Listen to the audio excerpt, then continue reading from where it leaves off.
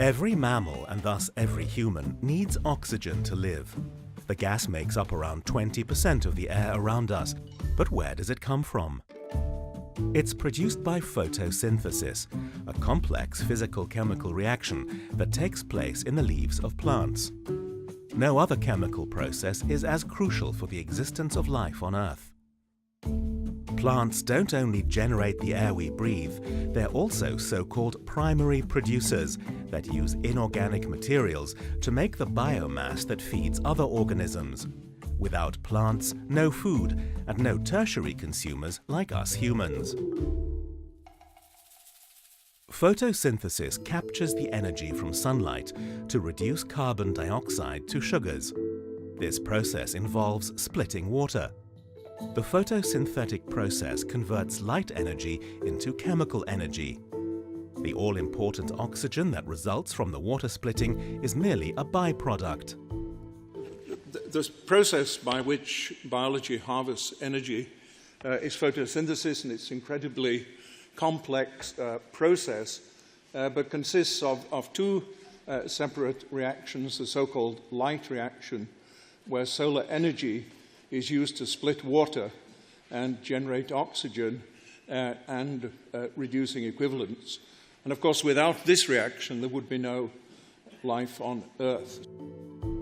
The reaction takes place in cell structures called chloroplasts. A single square millimeter on the surface of a leaf may have 500,000 of these kidney-shaped organelles. They contain the pigment chlorophyll, which gives the leaf its green color. Two forms, chlorophyll A and B, along with other pigments called carotenoids, have a very special ability. Thanks to their chemical structure, they're able to absorb sunlight and harness the captured energy to drive biochemical processes. Sunlight contains a broad spectrum of different wavelengths. When it strikes matter, it can be reflected, transmitted, or absorbed. The wavelengths that are absorbed by a leaf are eliminated from the reflected or transmitted residual light. Chlorophyll absorbs light in the red and blue regions of the spectrum, while green light in the wavelength range of around 500 to 570 nanometers is reflected. That's why leaves appear green. Photosynthesis consists of two coupled reaction chains. In the first one, called the light reaction, the photons of the sunlight excite electrons in chlorophyll into an energetically higher state.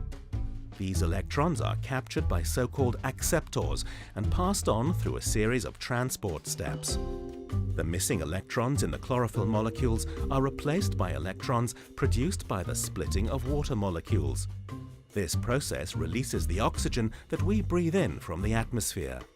Two different complexes in the chloroplast membrane, called photosystems, are excited by sunlight, and the energy they capture is used to build up the energy-rich compounds adenosine triphosphate and NADPH, along with a proton H+.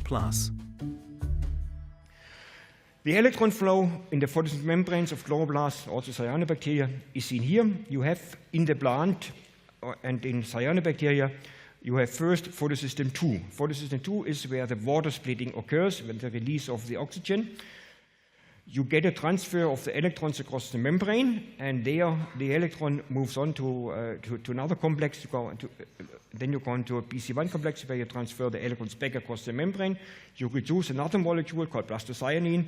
This donates electrons to the photosystem 1. Then the electrons are transferred to ferretoxins, and at the end you reduce NADPH, which is a coenzyme. And so this is what happens in the light reaction. These molecules are used in the second set of photosynthetic reactions, the Calvin cycle, to synthesize the sugar glucose. The carbon dioxide needed for that is taken in through pores or stomata in the epidermis of the leaf.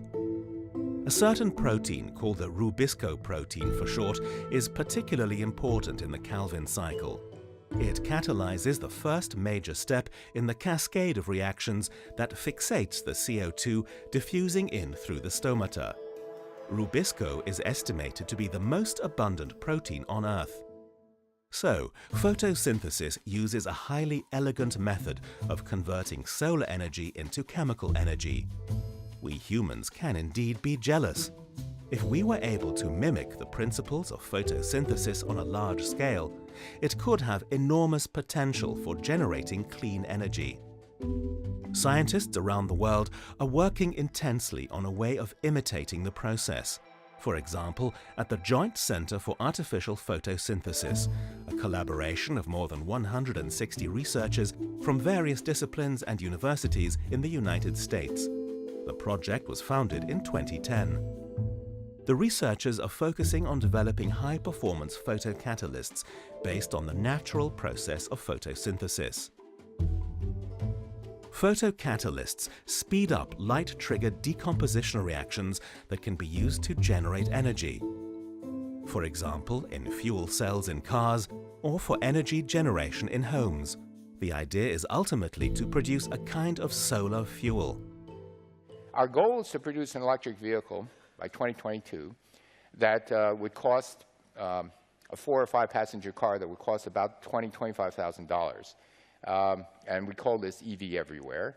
We got the president to announce this, so this was a good coup for us. You could say, well, you know, electric cars, who wants to buy an electric car? Not a very exciting, tiny thing. But let me tell you, I have a friend who owns one of these babies. This is a Tesla S. Very, very exciting car. You know, I don't know why he wants to go to 0-60 in 4.5 seconds, but that's what it does. And it goes 300 miles on a single charge. And if you look in the inside, that big thing in there is a LED display, touchscreen, that is like a humongous iPhone.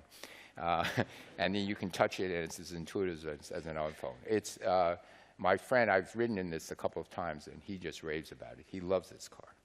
But this car costs nearly $80,000. And so you've got to get the price of the car down. The performance is there. It has more luggage space than a normal car. It has a front and a back trunk because the battery's underneath. One major problem is still how best to store the generated energy. Research is also focused on finding the appropriate materials for inexpensive and sustainable catalysts. A prototype of an artificial leaf already exists, and in fact, it has an energy yield 10 times that of a normal leaf. Artificial photosynthesis could generate oxygen in extraterrestrial colonies, or here on Earth, provide entire towns in the developing world with electricity. At least that's the vision. But whether it will be realized remains to be seen. One thing is clear, the age of photosynthesis, a 3 billion-year-old natural process, has really only just begun.